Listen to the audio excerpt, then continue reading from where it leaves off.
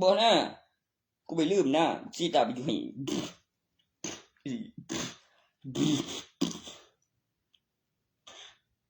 ยังก็ดอกบ่อันก็อุ้ยตัวได้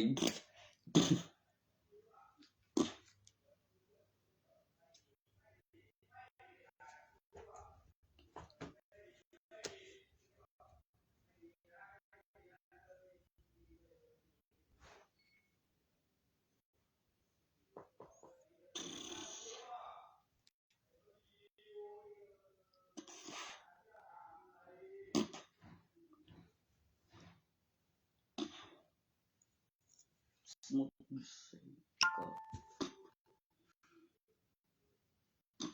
ก็เป็น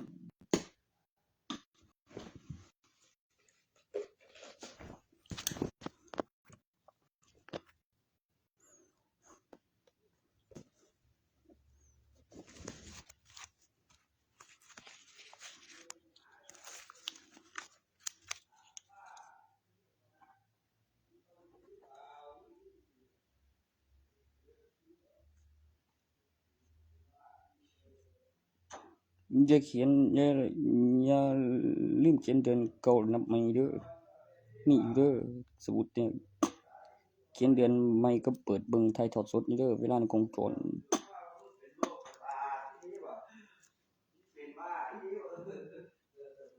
ลูกชานเป็นอย่างบอกมันย้อนมันเหม็นมันกองโจร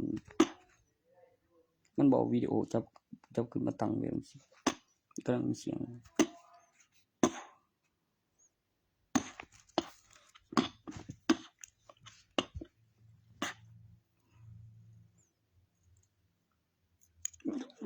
อะไรวะเอาขึ้นหัวลงไปเลิกลายโพดวงผมมีอีกดวงหนึ่งอยู่หลังดวงจันทร์ว่ามี24 ชั่วโมงนั่นเป็นยามคืนโอ้ยบ้ามันหมุนรอบดวงอาทิตย์เป็นดวงจันทร์ว่ามันหมุนรอบดวงจันทร์ว่าปั๊บแล้วโอ้ยแม่กูไปเลิกลายมองกันป้ามีดวงหนึ่งหลังดวงจันทร์ดวงจันทร์หมุนรอบดวงอาทิตย์กูแค่มันย้อนเลิกลายอย่างกูลงไปเลิกลายอย่างโพดวงกูอีกตัวหนึ่ง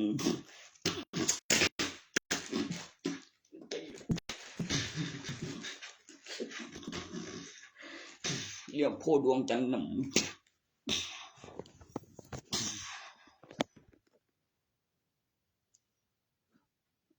มันมีแต่ไอ้เบิ่งในเกมเลยเอาปั๊บจันก็แสงบาเรียแล้วมาอธิบายจุแล้วเก็บหลักฐานการขยายตัวของสันบรรยากาศแล้วลุ่นตั้งจากบ่แล้วก็ฮอดดวงก่อนจึงเห็นอุปกรณ์ยานพาหนะภายใต้สันบรรยากาศหรือข้อความว่าตัวเป็นยานอวกาศกลมๆอุปกรณ์ยานพาหนะข้อความตัวนั่นน่ะเครื่องหมายว่า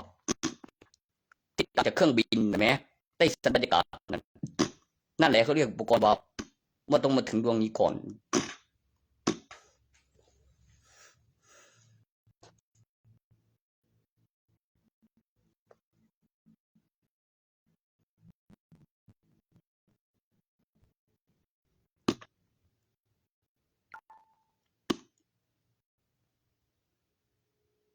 ข้อมูลซิง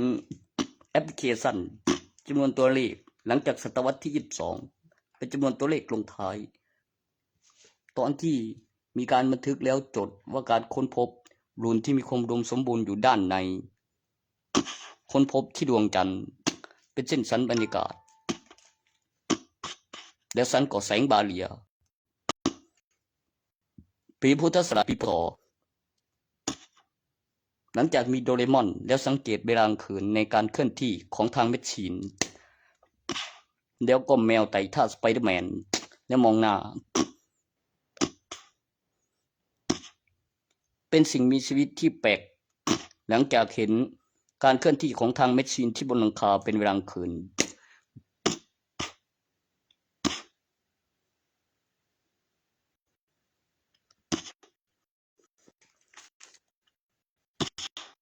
แล้วมีดอกเตอร์ต้องคิดทางสิ่งใดปากเป็นแบกดินอกผมใช่กับโอเด็กต้นดูเลบอนกับอันปันแมนนั้นแล้วมีร่างก๊อปปี้คือชื่อเรื่องโดเรมอนก็คือโดเรมอนเลยตัวอันแมนนั้นมีหน้ากากได้มีร่างก๊อปปี้บอก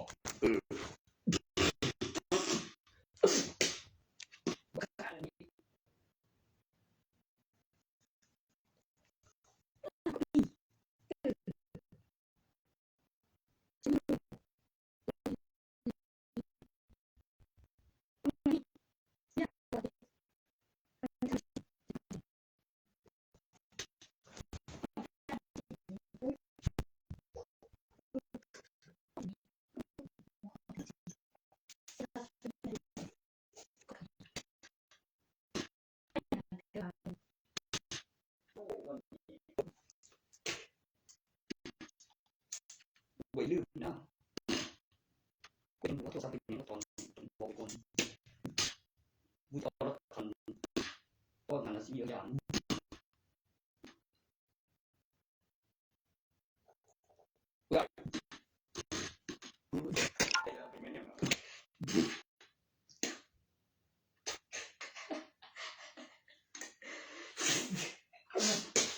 ใช่แต่ใครก็เพียงเรือเป็นเมียนเลยเนี่ยนะวิเลี้ยวก็ค่อยตีเอง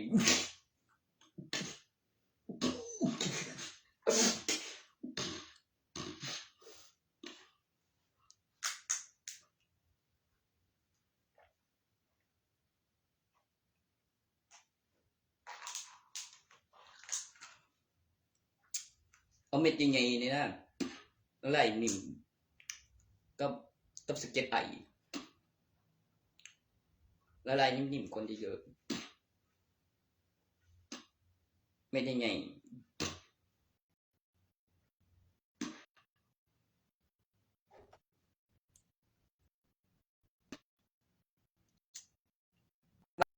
นะเจียวเจียวเจียวเจียวเจียวนี่ไงตอนละลายเจียวเจียว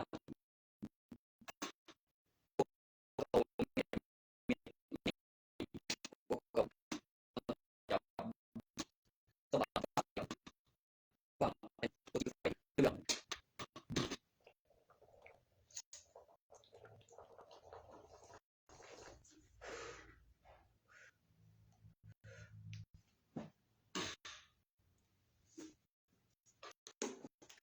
ตัวน้ำสิ่งนี้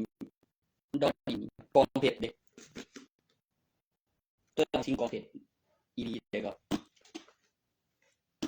ก็ตัวนี้เฮ็ดให้อีหยังเนี่ยบ่ครับคุณต้องไปพิสูจน์ดูด้วยครับว่าผมไปใส่ตัวนี้มาบนเถียงมันแบบมันฟันกันบ่ผมจะผัดกองเพชรเป็นน้ำดื่ม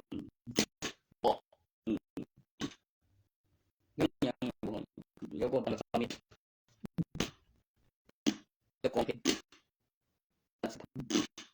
โอ้ย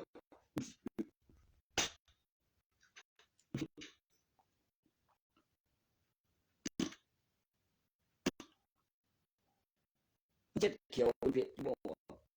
แคลเซียมไปดูเพื่อสังเคราะห์แสงเป็นแกนเป็นเด็กต่อจากกระดูกเพชรแล้วเม็ดผ่านการตั้งราคาจนเป็นคำไปได้โดยจำกัดถามเงินไม่เงินเป็นเงินหมุนเป็นเงินหมุนสะสมเป็นเงินแปรรูปเสกลดตัวซ้อนและก็เม็ดลดกลมเกินปฏิกิริยาตั้งราคาตัวอักษรปรุงรสสัมผัสปลุกเสกในเงินมีรูปผลวิดีโอบอก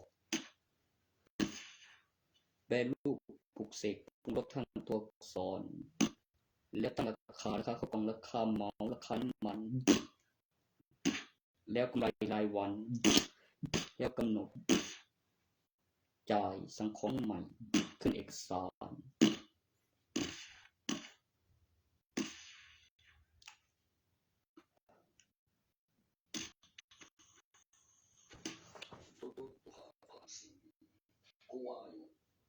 ตัวน้ำซิงกับเฮี้ยวบอย นี่มันจะเป็นแนวนี้ครับ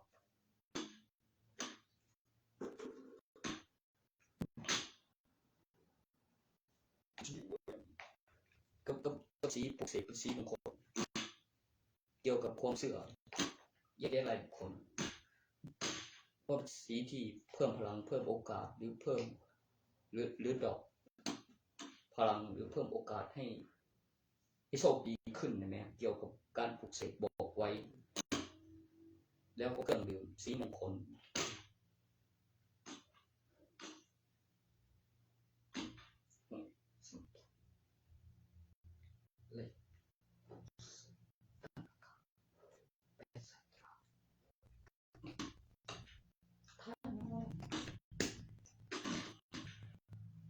ตัว 1479 กับเปิดปี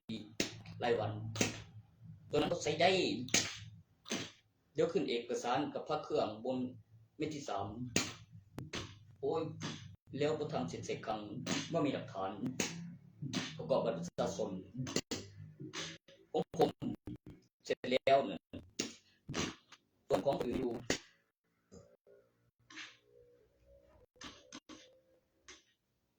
ผมต้องใช้หลักฐานเพื่อแสดงพยานแล้วมีพยาน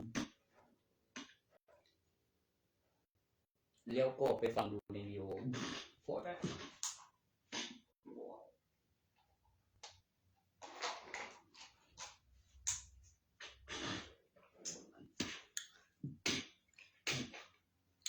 สิ่งที่พี่ชายต้องรู้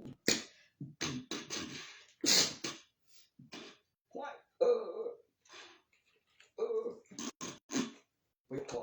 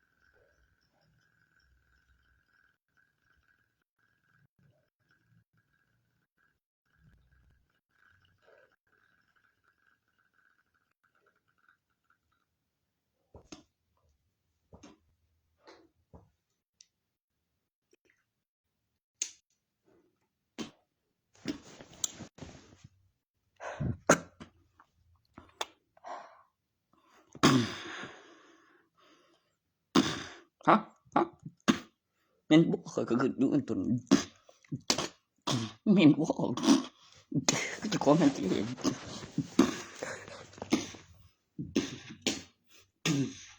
จุเรียนบ่คักบ่หมองตำแหน่งหัว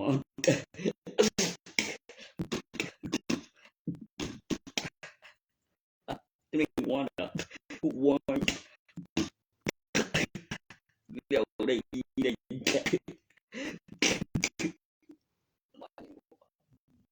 โซบ่บ่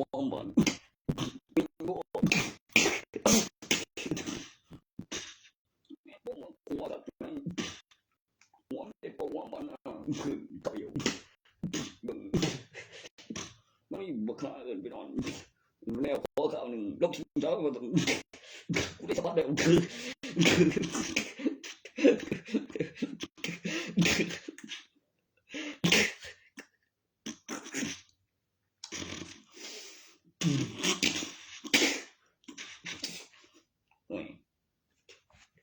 ผมเจ็บโซ่บ่ว่ามันไม่สบายแล้วตีกู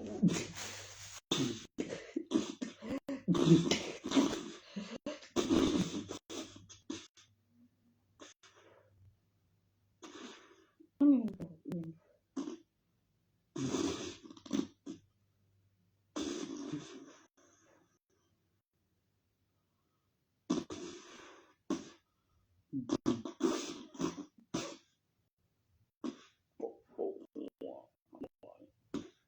ว่าไงบอกมันขี้ตายบอกมันอยู่บอกมันกูยิงเลยอย่างที่เลย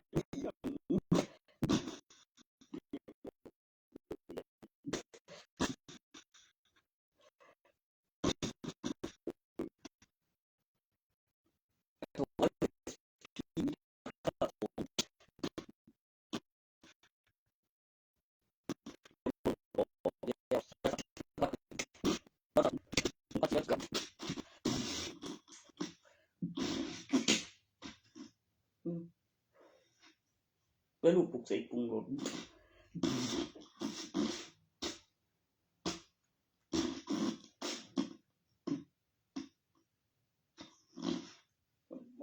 มันเอาไปปุ๊บเพราะว่ามันถอยสิ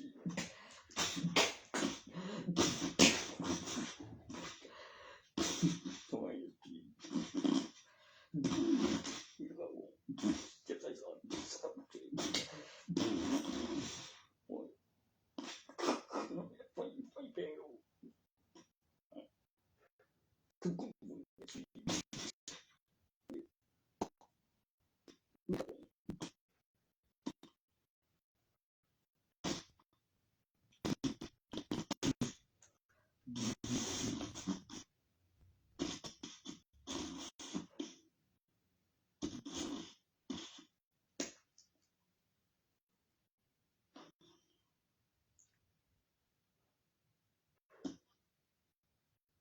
มันจะประโยชน์ในวงตรงก่อนว่า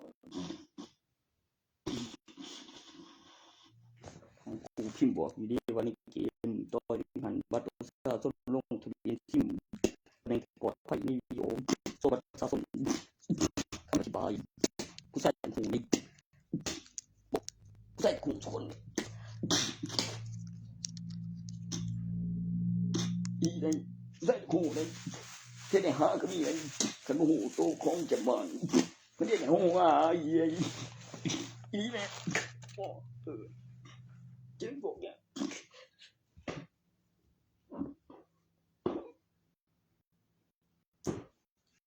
เฮ้ยเจอมันสิบ่สูงเจอเดี๋ยวก็ไปบอกอย่างนี้เดี๋ยวในสาวของมันเดี๋ยวคือกำไรเดี๋ยวบ่บ่อยมีขันนึงแล้วนั่งโหเดียวของมันจะกงจองเย็นนึงท่อนเดียวบึง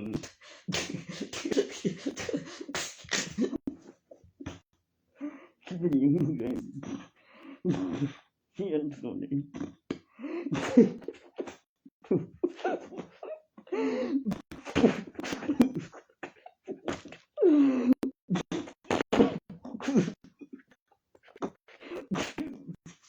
โชว์ปวดมันสิกูบุกโซ่กูสร้างสมองถึงแล้วเหยียบขึ้นเลยตัวยับพุงเลยเดี๋ยวยังเดี๋ยวเข้ามาอย่างเดี๋ยวก็ตีได้ลดมาวันก่อนย่ำคืนว่างย่ำเว้นย่ำสีสว่างสีขาวย่ำเพิ่มสีดำพี่กองจอนจะทานเหรอยังหงยังเป็นยังคืน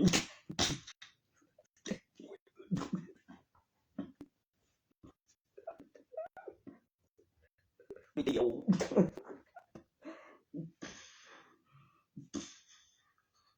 บริเกี่ยวคือบริไปตีไผมาแต่แม่บริปุ่นบริไปรักมาเดี๋ยวมีกองจอนแล้วการตลกมา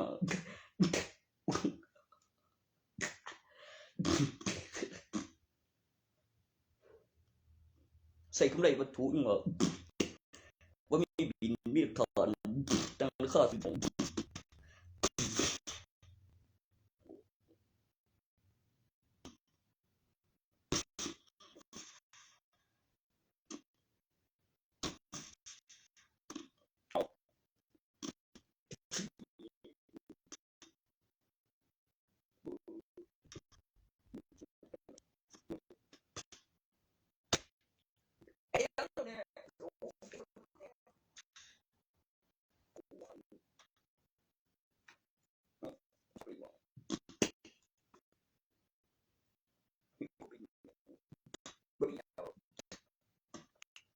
ดเนี่ยชิ้นอย่างกู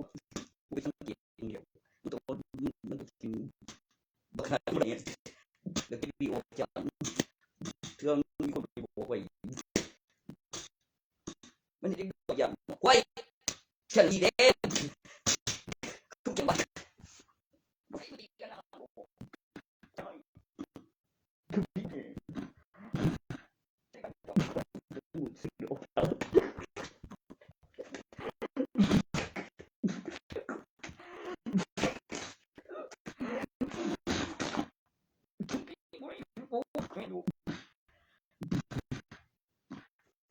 ไปบอกไปพูดกันบอกอะไรทั้งว่าเนี่ยกูเลยว่าถูกคือกูคิดเดี๋ยววิดีโอบอกไปปากกาฉันก็ยิ่งเคยบอกไปส่งในตำรวจยังเป็นตำรวจมายังคืนนี่มาตรวจตู้เท่านั้นเดียวตัวเขาไปได้เพื่อนหรือบ่มึงก็จะเขามาได้เดี๋ยวนี้มึงก็จะเคยมาจะมาอย่างหนอมาบุดีมาไรกูใส่ตกสอนก่อนว่าบ่อันบ่ไปต่อจากพันบ่ใส่ผิดยังบ่มีโทษว่างเอกสารทางสำนวนเบิกแล้ววงกลมแล้วสุดใบว่าบ่มีโทษน้ำหนักของเอกสารกับสู่คดีร้อยหน่วยปฏิเสธขอกล่าวหาของโตที่มีค่าของขึ้นของมันเงินของถอนแม่งบ่บุ้ย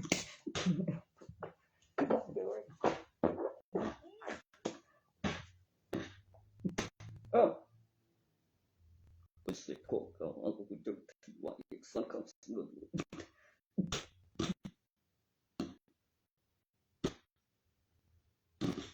วงกลมจุดเอกสารไม่มีโทษมีน้ำหนักโทษมีค่าของขึ้นของมันด้วย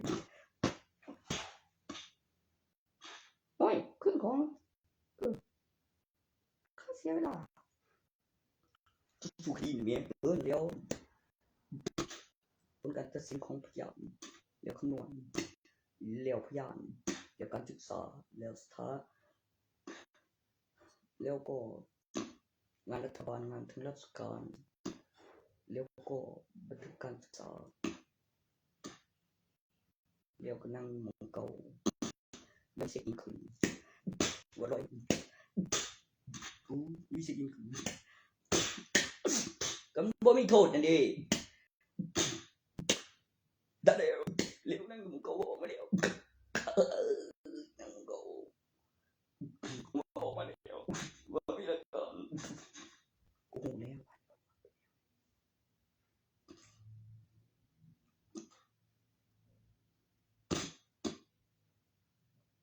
มันถึงจะเป็นจำนวนครบได้ว่าอยู่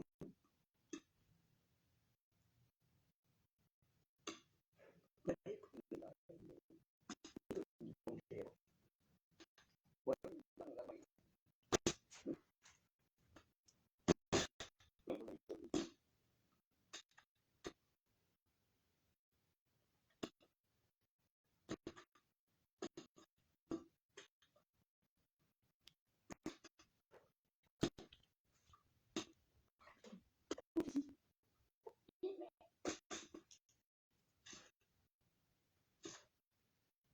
นั่งไปเนี่ย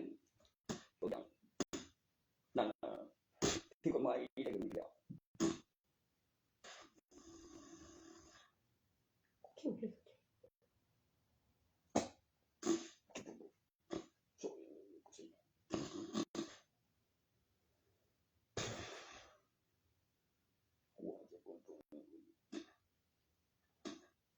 คนชมนะครับผมว่าอยู่นี่รายงานตัวมีกองตรงมีความบันเทิงเดียวคนส่งมีหนักไปสนีโอ้ย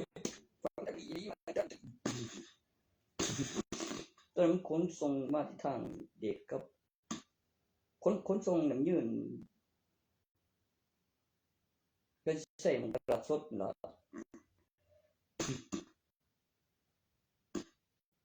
มีรถเขาขี่จะบุญถึงมาจากเล่าแล้วเป็นสายเกี่ยวออกทางยืนแล้วบุ้ย วิธีกระบวนที่ร้าน GPS มันเลยมองหันมาดิ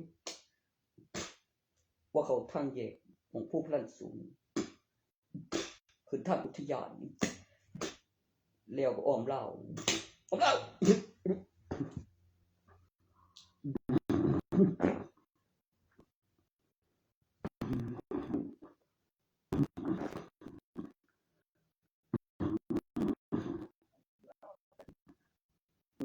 นี่ว่าเราบ่มีบุกเป็นที่สำดีโอ้ยดึงออกมาเบิ่งแต่ละคนมันยังก็มีสิว่าเฮ้ยเราบอกอยู่จังไปคนสะเทือนดวงเลยเอาอีกคอมเมนต์บ่ลงเกมจักวิธีAmazing แปลว่าสิ่งที่ทุกที่ใช่มันเนี่ย Amazing อยู่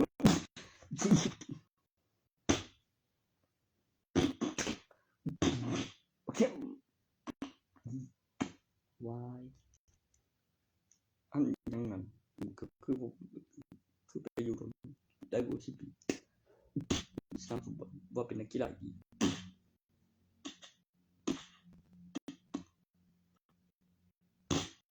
โอ้ยครับผม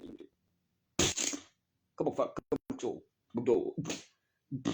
บ้านเราคนนี้ลูกชายมันอีกตัวนึงว่าออกนอกประเทศไปบ่สิย้าย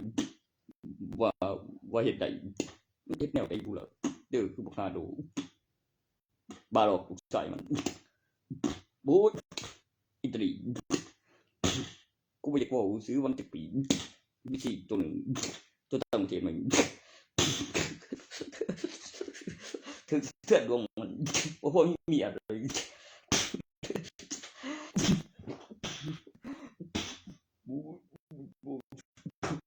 ก็โหแล้วโฟกันมา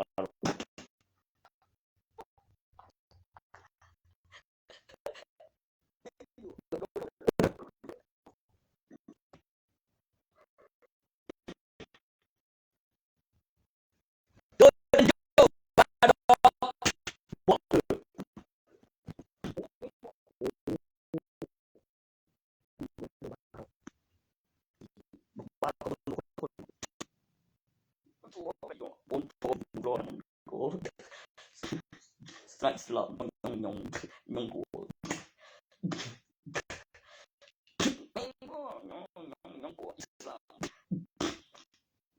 กินจากสักคนเดี๋ยวโมเบิร์ตจับวิวันผลิตกับวันเบิร์ตอยู่ไปเอาออกมาคือเติมเขาอีกมันสิผลิตใหม่ว่าขึ้นขายเบิร์ตเมาหังว่าอ่างทับบุญฟ้าวิจารณ์โบคือว่าคือรูปใหม่มันมีวันที่ผลิตบูแล้วเขาบัญชีว่าขึ้นขายการจัดงานปลุกเสกท่านอิสลามโอ้ย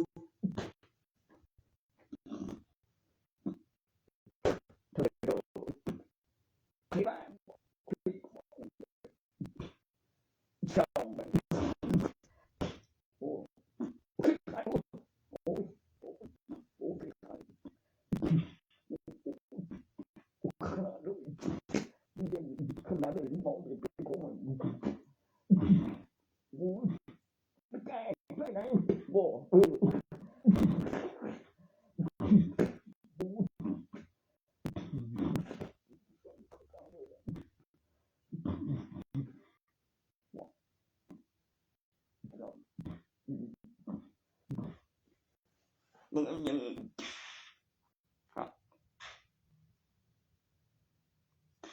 ศาสนาอิสลามอยู่ที่ประเทศมัสยิ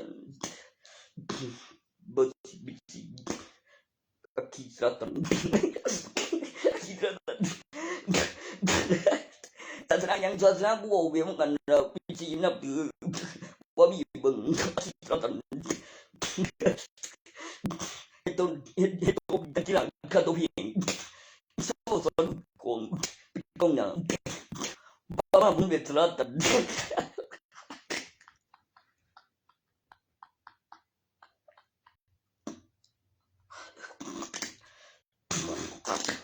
bilang apa tahun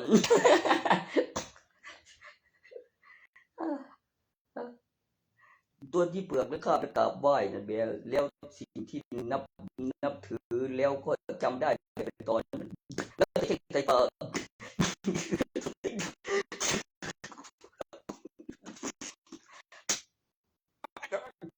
องค์นั้นจะใส่ปากกับพิธีกรจะจำได้สิ่งที่ต้องการจะบูชาหรือเคารพเดบอดคือกฎเกณฑ์กีฬาที่มีคำอธิบายและผ่านการพิสูจน์แล้วหากผมมือสี่มีคณะกรรมการหลายท่านเป็นพยานมันผลแล้วเป็นสารจริงจังโดยได้อย่างได้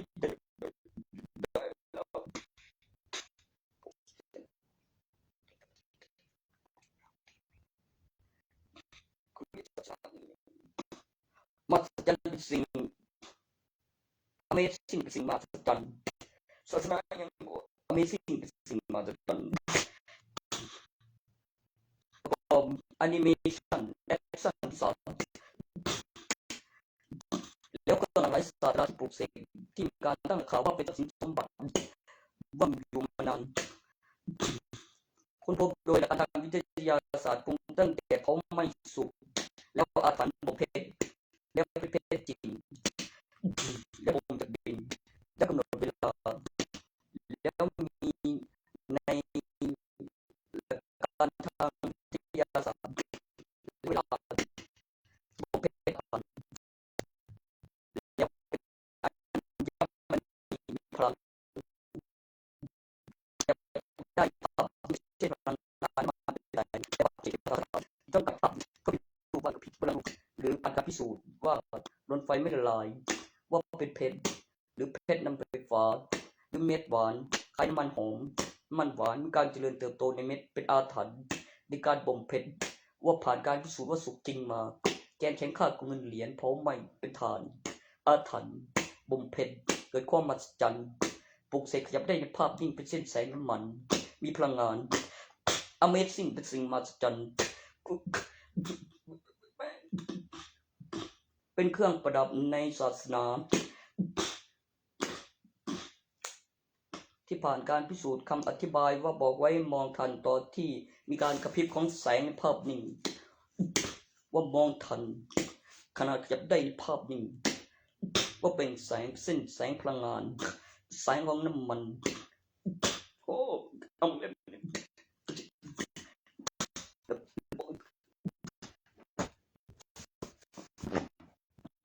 บอยบอยก็ขยับได้ภาพนิ่ง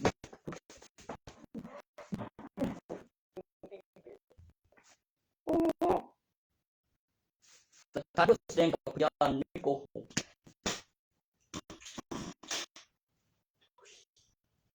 กูสาผู้ชายโอ้แมนอาจจะเป็นดีพลังกูไม่เกิดแล้วกูมาแล้วไม่ก็เด็กดูไม่ดูผ่านด้านขึ้นรูปแบบของมนุษย์เป็นนามก็หมายต้องบอกศาสตรา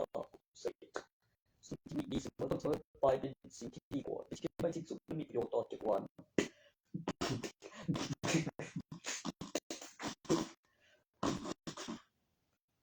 พลังงานความร้อนเป็นพลังงานไฟฟ้าอธิบายถึงการรับพลังงานแสงแล้วคือแบบแบนแล้วเลนแล้วก็พลังงานที่ไฟฟ้าไปในเลนเดียวกันของรูปสามเหลี่ยมและยิงเลเซอร์ร้อนเก็บพลังงานความร้อนเป็นพลังงานฟ้าเป็นแสงแบบขึ้นรูปเป็นอุปกรณ์เก็บพลังงานจากขึ้นรูปกันสังเคราะห์แสงเป็นแกนเป็นโซลาร์เซลล์รับพลังงานความร้อนเป็นพลังงานไฟฟ้าหรือสายถ่านว่าเป็นสิ่งมหัศจรรย์เป็นอุปกรณ์ผ่านการแปลรูปปลุกเสกขึ้นแบบเป็นขึ้นอุปกรณ์รับพลังงานความร้อนเป็นพลังงานไฟฟ้าสามารถวัดพลังได้ทางอุปกรณ์ขึ้นระบบปลุกเสกสัมผัสแม่งใส่ไทยโอ้นักยอมใจใครแล้ว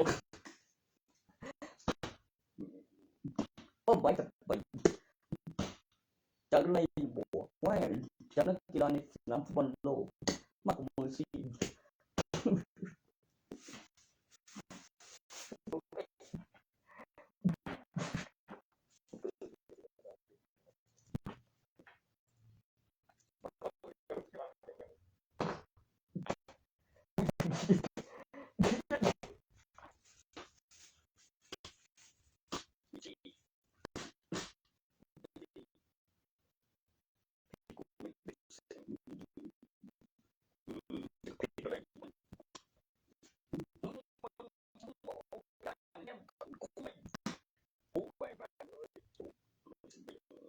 มากกว่าตำนานแชมเปี้ยนโลกรูปแบบเครื่องหมายรางวัลของระดับสีแดงแน่นตำนานแชมเปี้ยนฮาร์ดทุกทีขอโทษแต่สิ่งใดการถ้าจะเปลี่ยนขึ้นยังอยู่ทุกทีทุกระดับสีแดง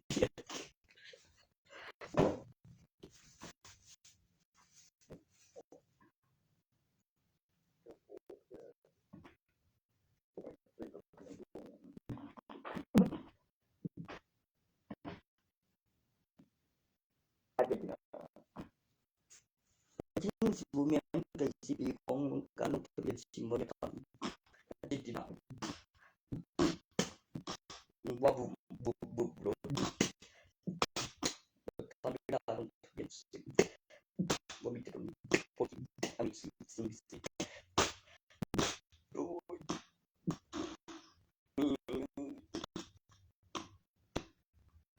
oh kan memang mungkin baik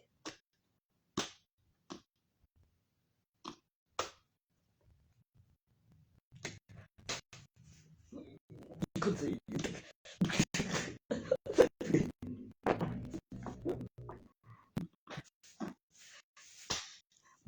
sebenarnya ikut saya bo ikut saya tujuan yang kena gilaมันมีใจ30,000ตัวมันขึ้นบอกย่ำได้มันจะเปลี่ยนเพจให้โกว่าเป็นยังคือผู้ที่1ก็เปลี่ยนเพจบ่ได้ว่าคือผู้ที่2ที่3ไม่ทำอะไรเป็นอย่างดี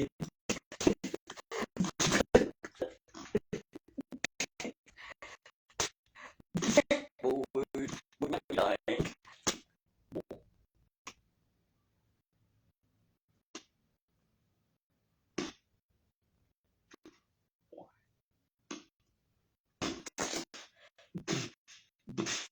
พวกนี้คือตัวพี่ไม่ร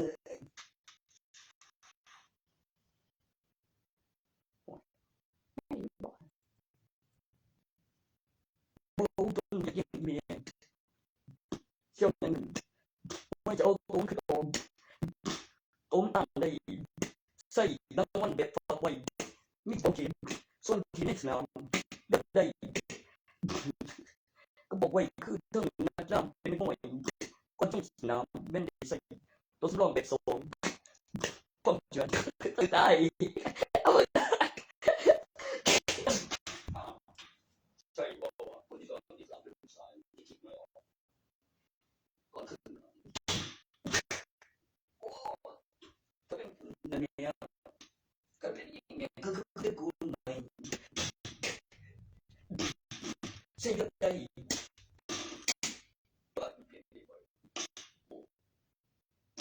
จริงๆเลยว่า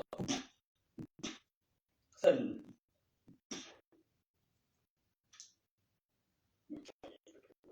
มีคนในเกม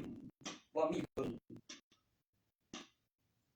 ว่ามีเดียวทีมชาติบอกว่าในเกมยังไม่ทราบก็ไม่รู้ว่าอะไรก็ใส่ใจสมอยู่โดยมีเบอร์ยังไม่ได้ยังจึงจะมาถึงว่าทีมชาติเป็นโลกกันที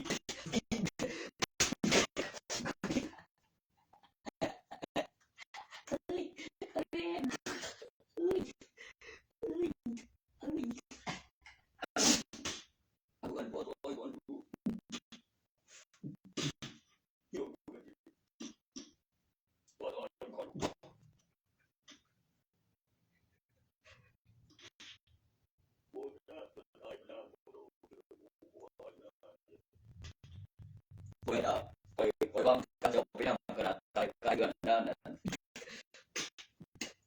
มันได้ดอกไปนำบ่ได้มันบ่แม่นบ่ว่างานสุก่อนเดียวกระดาษใกล้เดือนบ่ยังแต่ว่าจะได้ได้คงว่า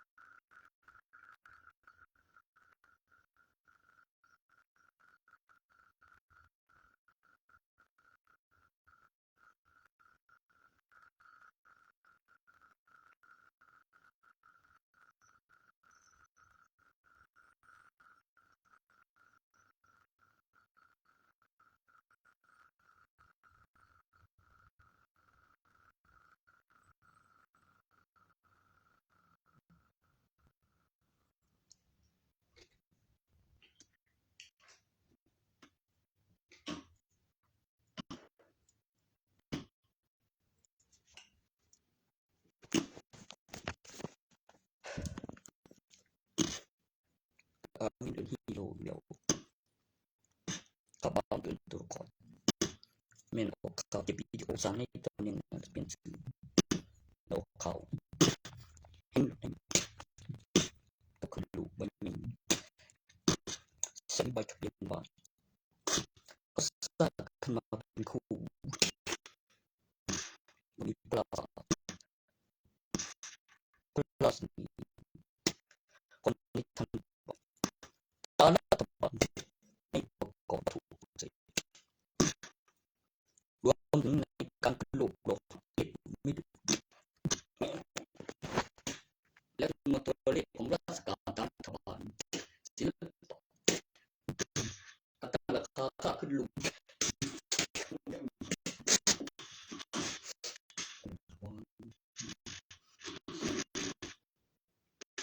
ไม่เข้าไป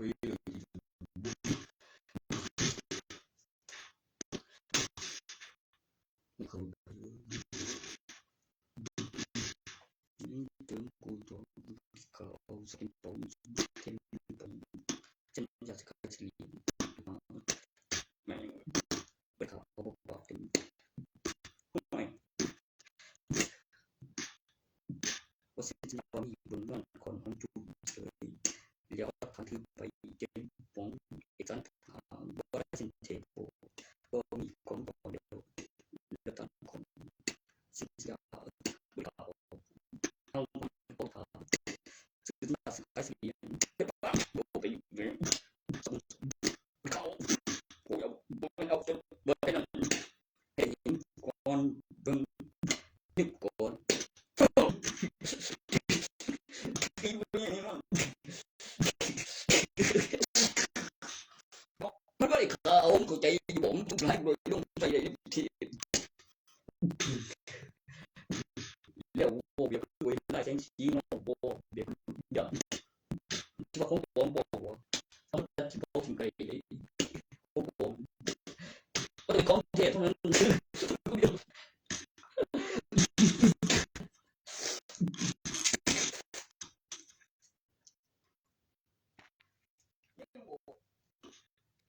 บ่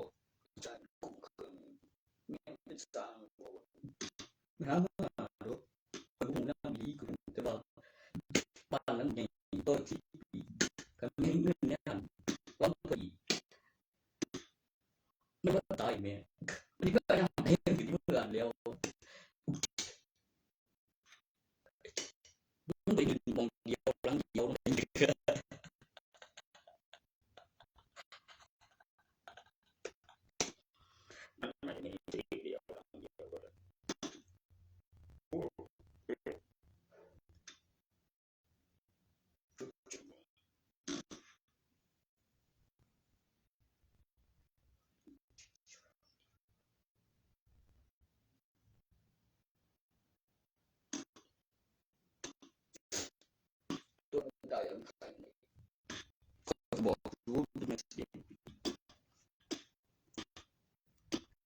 ไปอีกบอกเดี๋ยวเปลี่ยนตำแหน่งตัวสองเดี๋ยวซื้อใหม่แล้วขึ้นบัตรประชาชนแล้วมาคุยทีถึงเขตดอกมาทีไรใบทะเบียนบ้านในเขตโรงเรียนบอกกับมหาวิทยาลัยว่ามีบ้านราชพัฒประมาณนั้นมีใบทะเบียนบ้านซื้อเดียวโดยอันนี้เป็นอมตะมันบ่ให้พื้นบ่ให้ใจเลี้ยวก็คือแม่คันมีไปเป็นเช่นกันบ่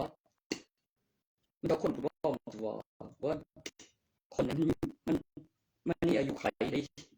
มึงเห็นตัวละครกูบ่จำเนียงสั่งมันบ่เขาบ่เขาจริงกูมีกองกันเนี่ยโอ้ยจนบ่ร้ายเลย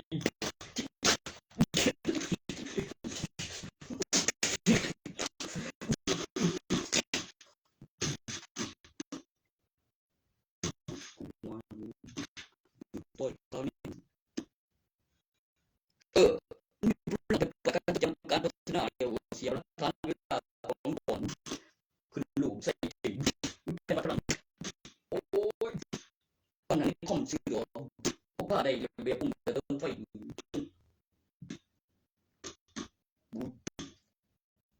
มันก็เชิญสุกยังของตอน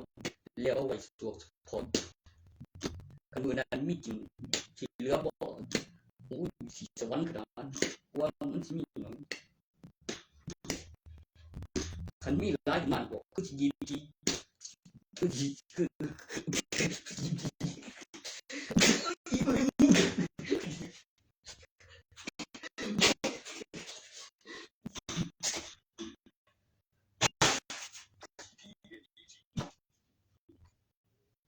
เดี๋ยวสังเวยมันเจอเก็บสิ่งนั้นมือในสู้ถามคือเล่นอาจารย์คุณทุนตัวลีเขาเป็นไปเดียวคือสิเป็นไปเดียวแล้วของตัวเดียวจะการมันตื่นกระดูกมันพันเป็นไปก็พลังจะเก็บแล้วคันที่ผมกองกองวัดสะสมในปอที่ไปทะเบียนบ้านพออีกหนึ่งล็อกได้ให้ใจนั่งคุยหลังการองค์กรจริงบอกจริงตั้งใจจริงใครเป็นไปมีเหลือ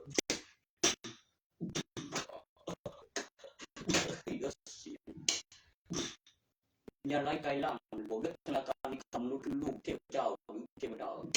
ภาษาทางศาสนาที่สุดหลังการเจริญเติบโตของสิ่งมีชีวิตหรือเรื่องธรรมชาติพุทธองค์บอกฐานการขยายตัวของสมรรถกาและรูปแบบหลังจากขึ้นรูปเสร็จเปิดและเข้าและกราบไหว้พระเครื่องศาสนารูปแบบการเจริญเติบโตสัมผัสรูปเสร็จเป็นแบบตัวอย่างของวิดีโอมีการเจริญเติบโตของพระองค์บนภูเขาคณะเข้ากันมาเรียนเป็นแผนที่บนโขนเป็นสิ่งที่มีประโยชน์แบบถูกต้องเอกสารเนี่ยที่การใช้สรรพคุณมากับแสงของดวงจันทร์มีบท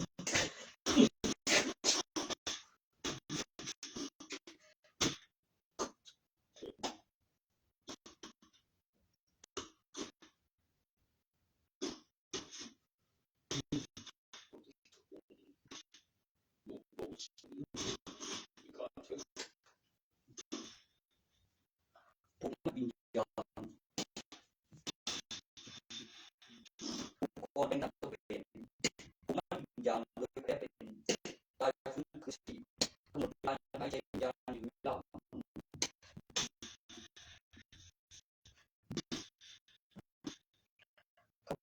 กระบวนการเสริม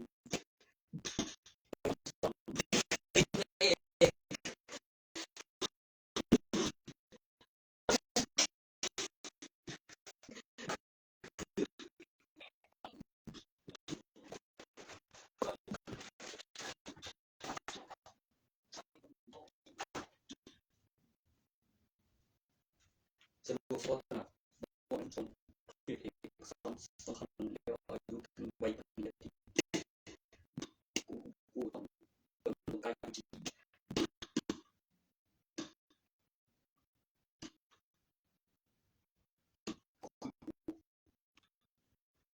สำคัญสำหรับเดิมพัน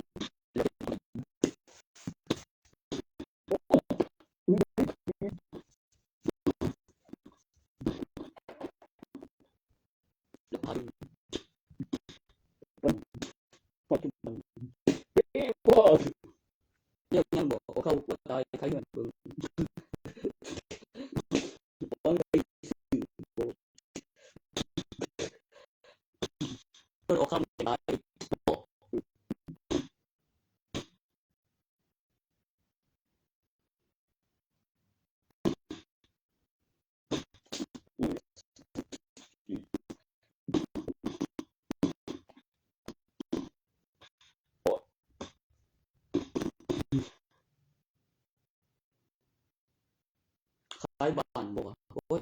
กว่าคันราชพัฒน์บ่เตอสิได้สาขาใหม่เดียว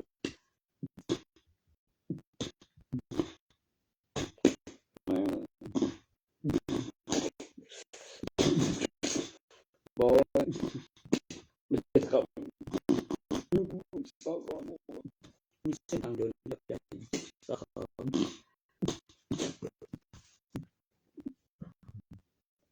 เกี่ยวกับสำนักงานหลักทรัพย์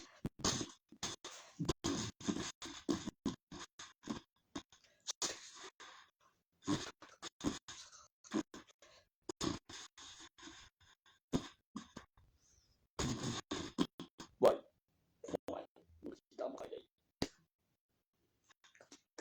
คงถึงถึงตลก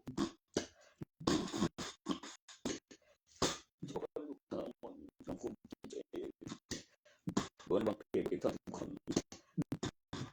บ่สิบ่ยังนอนอยู่บ่ทั้งคนเฮ็ดถึงสิถึงจังว่านี่คงเอาคันมันเอาอย่างนี้ว่าถึงบ่ได้เสียบ่ได้ไกลใจมันเป็นนี่คงดีที่ไม่บ่บ่ใส่บ่ได้นี่ก็ตัวบุญบ่ได้เจ๋งเดียวบ่ได้บ่เจ๋งบ่คือให้ได้เห็นบ่บ่ต้องเจ็บต้องเข้าไอ้ว่ากันบ่ได้บ่กัน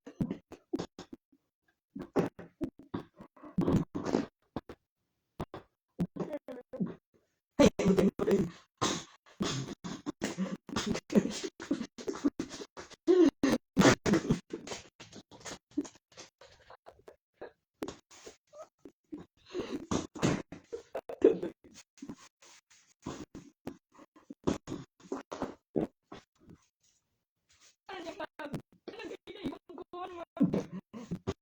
ให้ได้เห็นคนอย่างนั้นมาดูดิว่า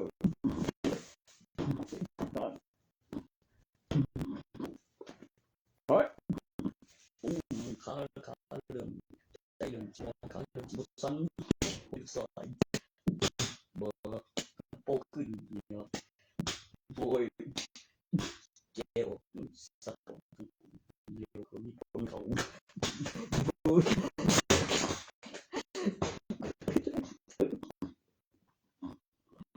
สักก็โอ้ยก็ดันนี่ต้องออกเข้าว่ามีการที่เราเดี๋ยวมีอย่างโอ้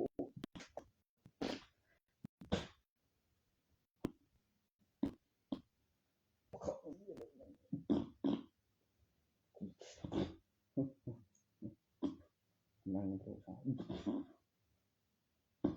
บ่ได้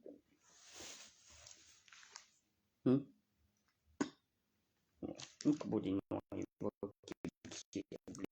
บ่ไกลเดียวมัดกันไว้นะเรียนว่าจะสิสัมพันธ์กูมาสิ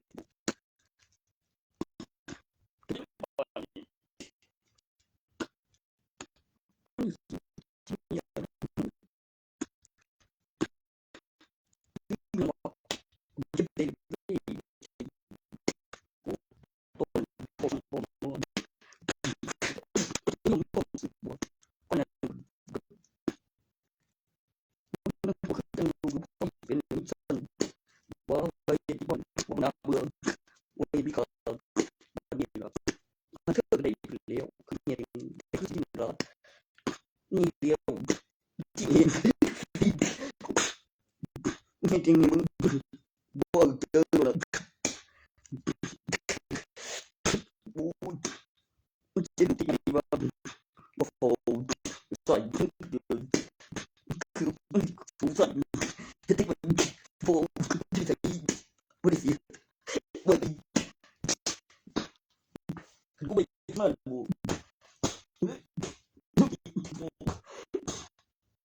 เพราะมันไม่อยู่กับแม่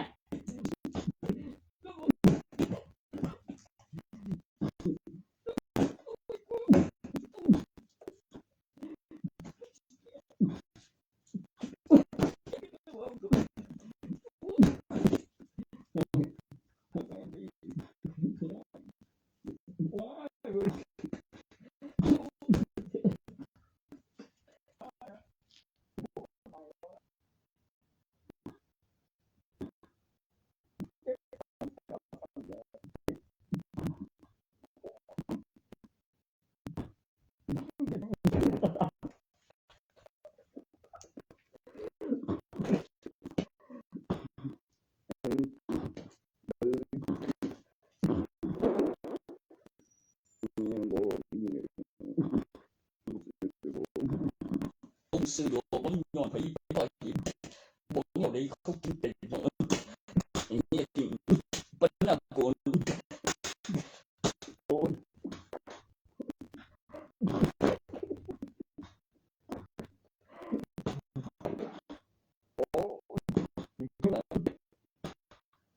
บึงไปหาก็ถึงคนเขาส่งเลยที่โกนมันถึงต้องเรียนเลยบอกเด็กคนอื่นคะแนนไม่ใช่หาเป็นเอกสารทุกขั้นตอนเลยไงแบบนี้จะไปที่โกนเจอคำอธิบายเขาตัว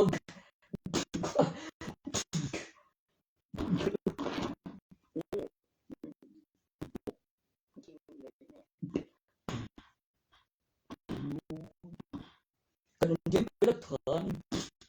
สำคัญนั้นใครก็ได้ไม่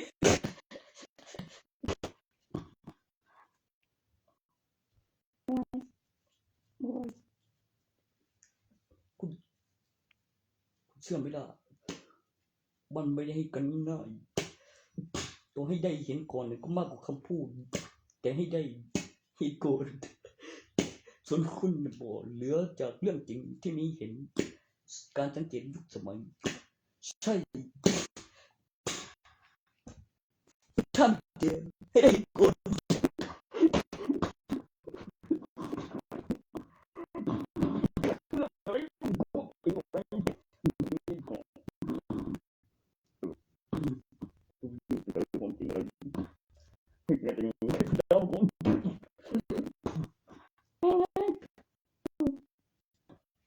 เพื่ออะไรเพื่อเอกสารลูกสองเทมมีว่ามีบน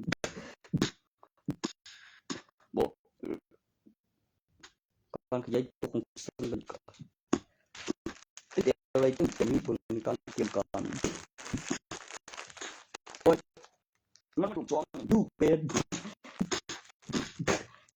ทั้งสีเนี่ยต้องพร้อมกันมีเบิ่ง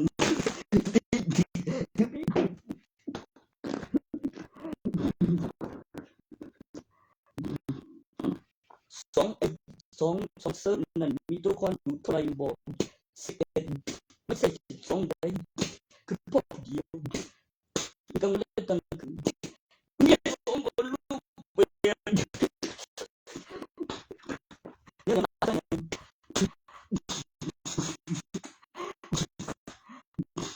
ใครคือว่าใครใครที่ผม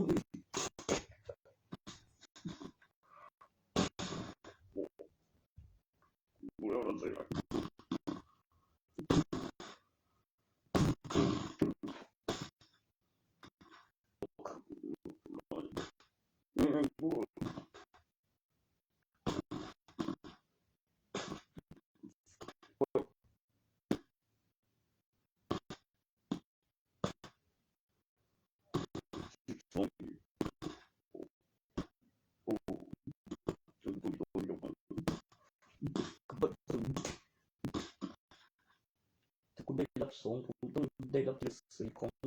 ตัวละครขึ้นที่พร้อมกัน13บัตรประชาชนลงทะเบียนตำแหน่งที่ปลอดภัยทะเบียนบ้านขึ้นแรงวิญญาณที่4เท่าตัว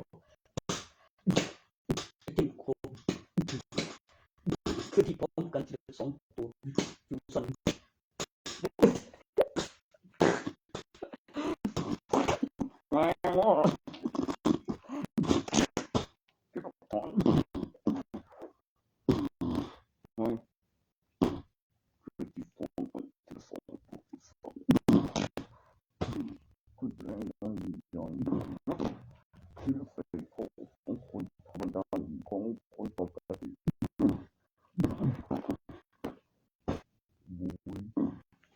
ที่การมอนเตอร์ขึ้นจำนวนมันต้องได้แบบสี่เรียงแถวในบนแถวที่3ว่า4 32ว่า4 5 20ว่ามีกำไรบน4ของจำนวน3นับรอบ4 5เป็นไป20หรือ500ไม่ใช่บอกว่าขันว่าเมื่อกี้น้ำหนักว่า4 5 20 500ไม่ใบ20 5 ใบ100 4 5 20 4 5จำนวน5หรือจำนวน4ในจำนวนคูณว่า4 5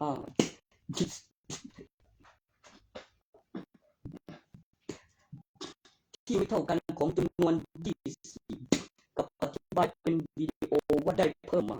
ของจำนวน100แลกใบ20ได้5ใบของ4 5แม่เนี่ยก็เป็นใบอร่อย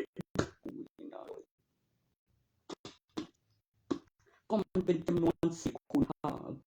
ถ้าเป็นจำนวนคูณ4เนี่ยไม่ใช่มันต้องเป็นจำนวน4 คูณ 5ว่ามีกำไรมันจำนวนบรรทัดที่3ของจำนวน4ว่ามี4อีก1จำนวนของ1ตัวของรอบว่าเรียงสั้นบนของจำนวนที่3ของทุกตัว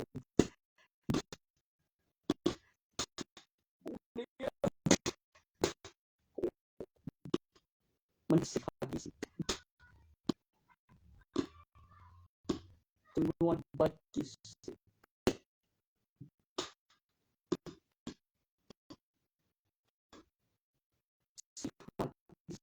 ก็ได้500ใครวะ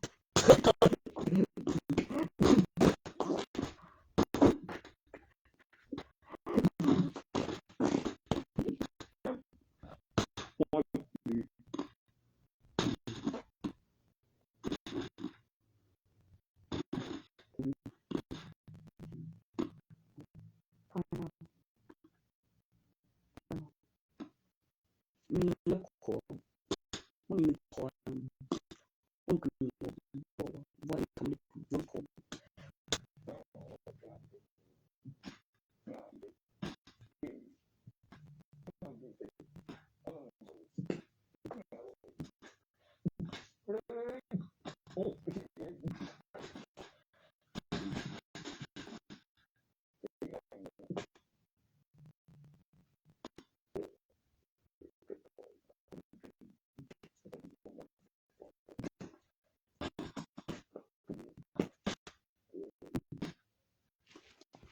สักสิ่ง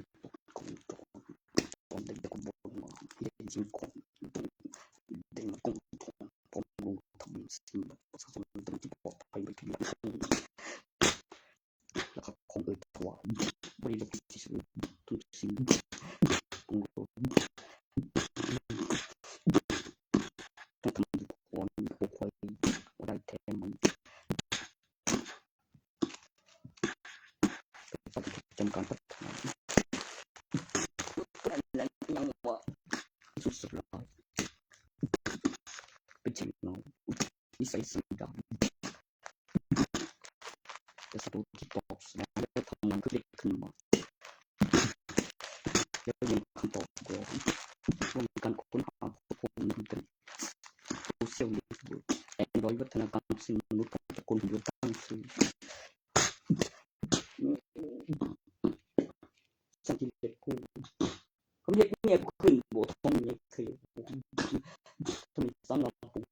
ข้ามคนบนเวลา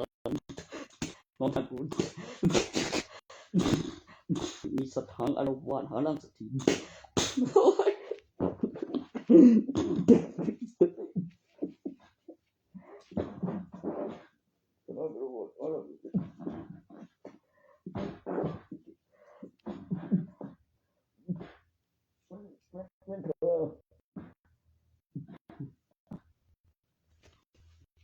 มันจิบุตาโน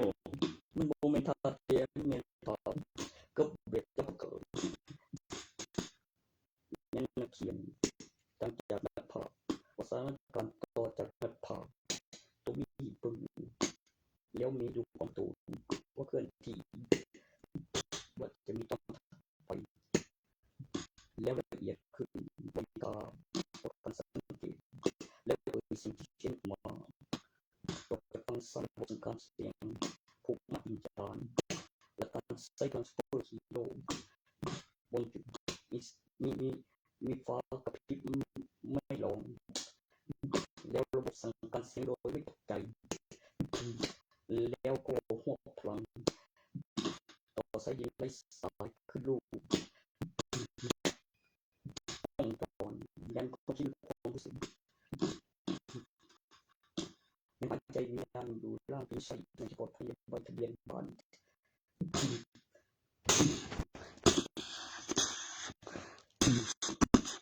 ตอนนั้นมันจะมีแอคชั่นอะไร